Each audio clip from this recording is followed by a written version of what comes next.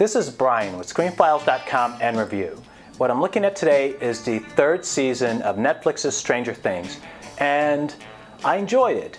If you've been keeping up with it, certainly watch Stranger Things 3. If you haven't, watch Stranger Things 1 and go through it. But the thing of it is, there's not a heck of a lot difference between them, to be totally honest. Now keep in mind, I enjoyed Stranger Things 3, but there's a repetitiveness to it, which is a little, I wouldn't say tiring, but it's certainly getting there. By way of example, if Steven Spielberg had come up with the idea, let's say, of a television show based on 1982's E.T. the Extraterrestrial, one might say, awesome, Steven Spielberg, let's run with that. But the thing is, if it kept repeating that formula season after season after season, you'd go, okay, I'm kind of done with this. It's not terrible, but it's getting kind of rote.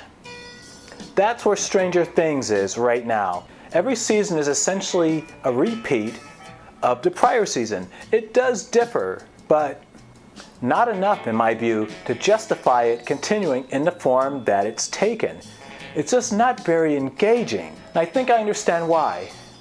These kids, the main core of the cast of Stranger Things, are not that interesting. And that's not an attack upon them as actors. It's an attack upon the idea that we don't know heck of a lot about them and their kids. There's just not a lot there for the most part. So what we're getting is repetition, because that's all these kids have. There's not a lot of life experience here, which is interesting because the adults on the show are far more interesting than the children. And in Stranger Things 3, they play a significant role. And that is more interesting to me. They introduce a new character who is kind of like, he may have been in Stranger Things 2, but I don't remember him. In any case, he's a bit of a conspiracy theorist who speaks Russian. Interesting character. The show gets a nice jump of energy when he's on screen. He's kind of odd, though most importantly, he's an adult. I don't mind a show revolving around these young people, but without the adults in there to spice it up, to just bring more depth, more conflict, it's just not that engaging. As I said, I'm not knocking Stranger Things. It's good television, it's entertaining. I was going to say great, but it's not.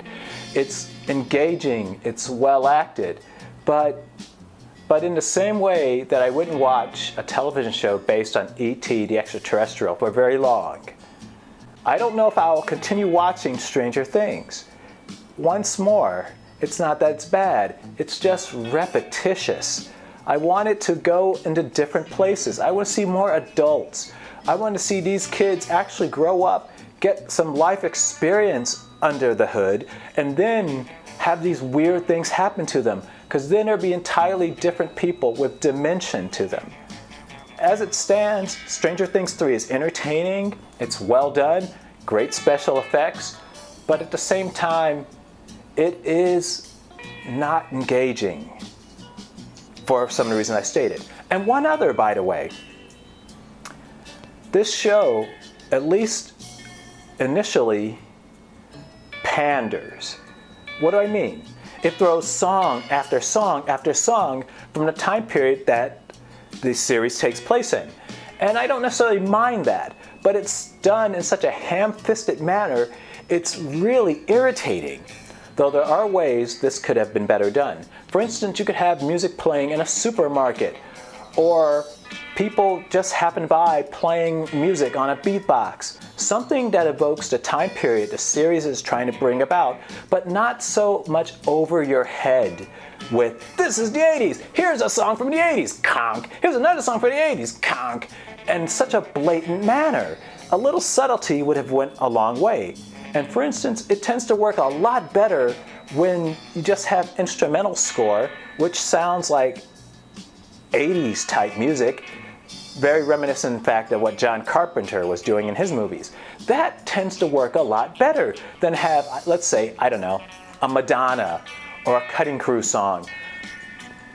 a few of those, and there are others, and a few were employed effectively. Most were not.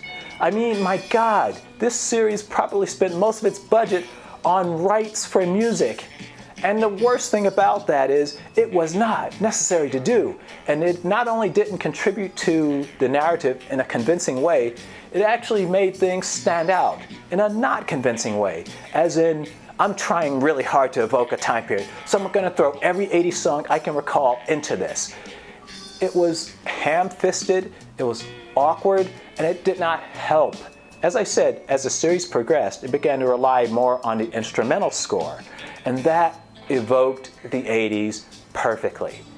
Much better than a Madonna song.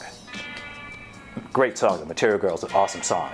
Just not all the 80s references via music were not needed in this series. Not nearly as many, and it was just so obvious. And something I also want to mention, which is a benefit, a plus for Stranger Things. Namely, it's only 8 episodes. Keep in mind, this is from Netflix. The people who for some reason felt the need to make the Marvel Netflix shows, RIP, 13 episodes a series, which was daft on the face of it and actually helped to undermine those series in terms of their dramatic tension and just overall, it was a terrible move.